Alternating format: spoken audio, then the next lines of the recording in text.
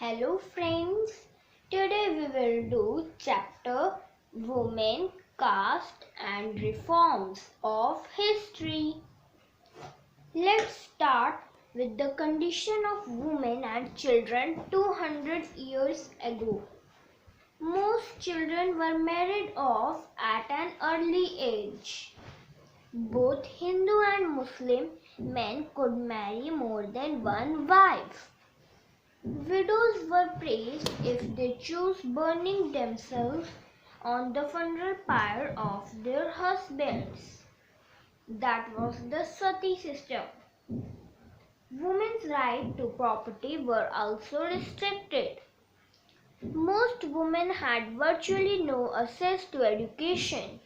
It was believed that if a woman was educated, she would become a widow. Division of society 200 years ago. Brahmins and Kshatriyas. Upper caste. Vaishyas, traders and moneylenders. Placed after Brahmins and Kshatriyas. Shudras, weavers and potters. Fourth, who labored to keep cities and villages clean. The upper caste treated many of these groups at the bottom as untouchable.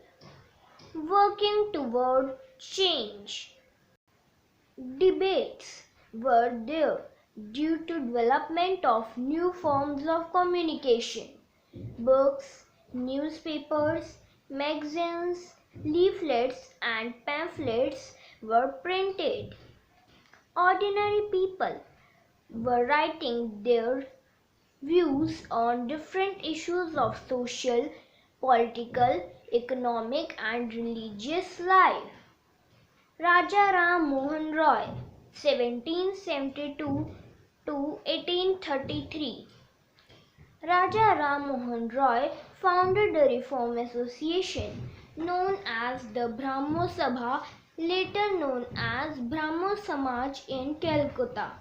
He was keen to spread the knowledge of Western education in the country and bring about greater freedom and equality for women. He wrote about the poor condition of women in Indian society. Changing the lives of widows. Ram Mohan Roy started a campaign against the practice of sati. He was well versed in Sanskrit, Persian and several other Indian and European languages. He tried to show through his writings that the practice of widow burning had no sanction in ancient times. British officials also supported Raja Ram Mohan Roy. Finally, in 1829, sati was banned. Other reformers also used the same strategy of using ancient texts to bring a change in society. Widow remarriage.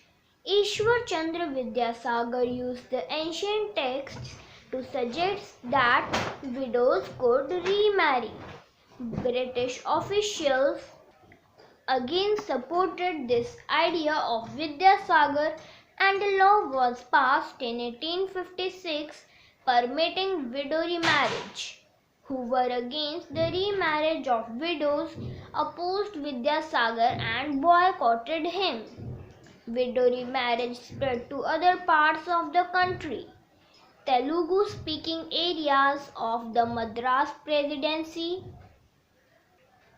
Veerasalingam Pantulu formed an association for widow remarriage. Young intellectuals and reformers in Bombay pledged themselves to working for the same. Swami Dayanand Saraswati also supported widow remarriage. Girls began going to school. Vidyasagar in Calcutta and many other reformers in Bombay set up schools for girls, but many people were not sending girls to school. They feared the school would take girls away from home, prevent prevented them from doing their domestic duties, as girls had to travel through public places in order to reach school. Many people felt that this would have a corrupting influence on them. They felt that girls should stay away from public spaces. In the 19th century, most educated women were taught at home by liberal fathers or husbands. Women write about women. Muslim women like the Begums of Bhopal played a notable role in promoting education among women, founded a primary school for girls at Aligarh. Begum Rokeya Sakhawat Hossain started schools for Muslim girls in Patna and Calcutta. She was the fearless critic of conservative ideas, arguing that religious leaders of every faith accorded an inferior place to women. Tarabai Shinde, a woman educated at a home at Patna, published a book, Stri Purush Tulna, criticizing the social differences between men and women. Pandita Ramabai, a great scholar of Sanskrit, felt that Hinduism was oppressive towards women, wrote a book about the miserable lives of upper caste Hindu women. She founded a widow's home.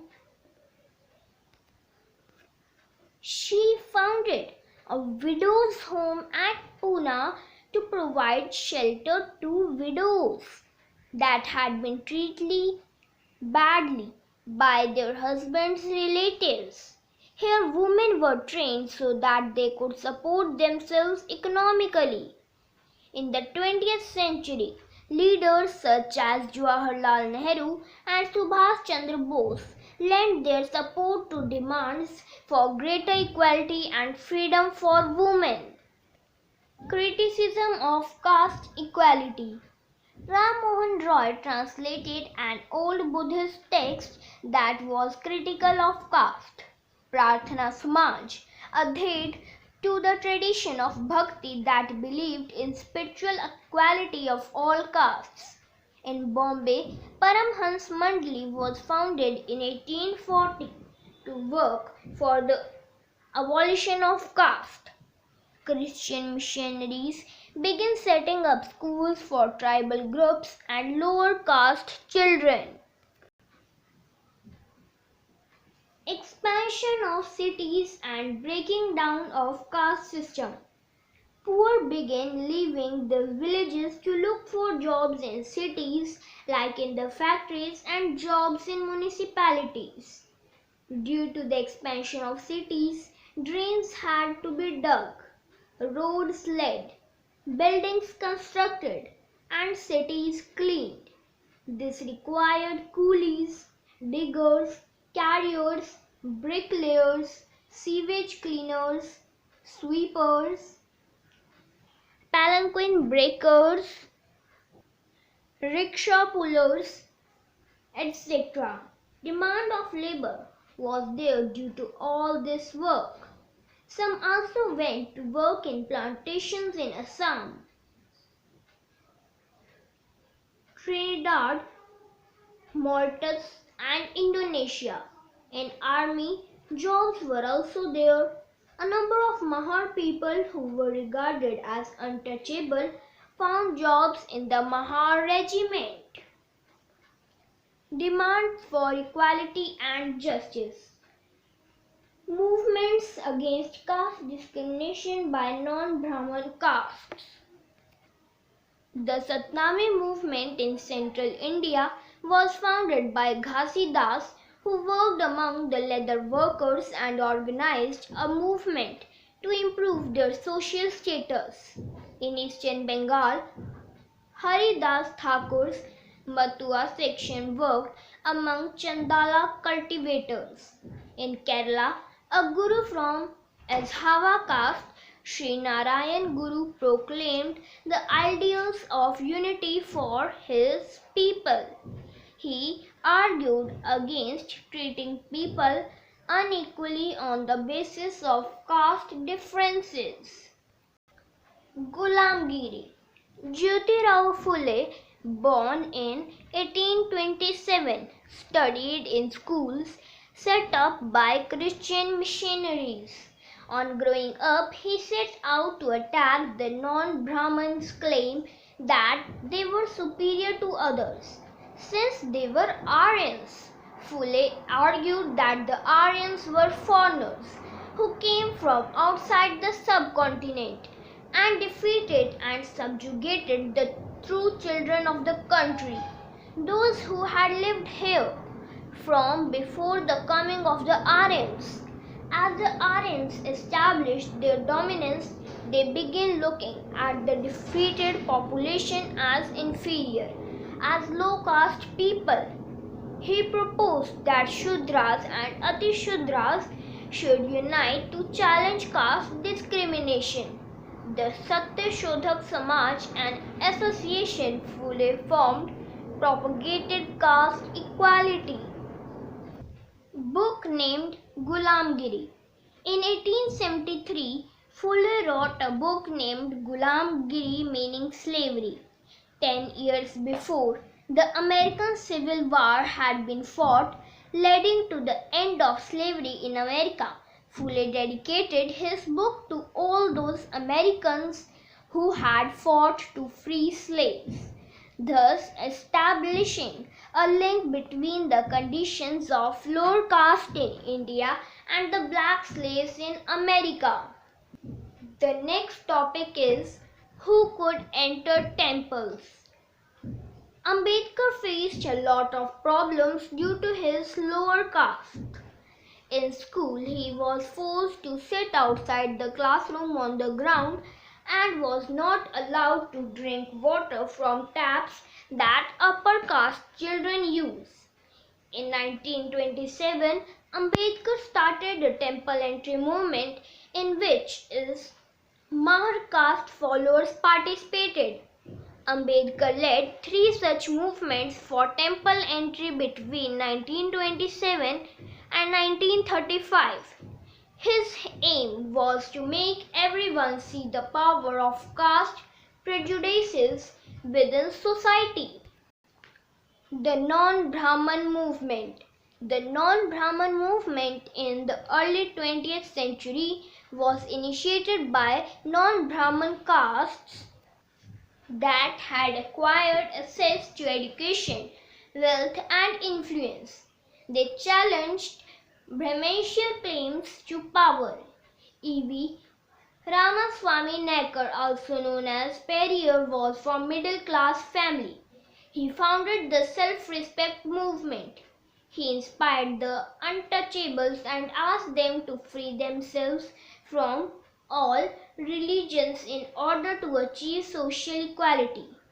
Periyar was an outspoken critic of Hindu sculptures.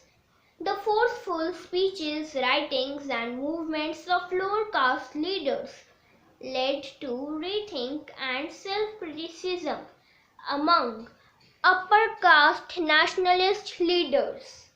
Thank you, friends.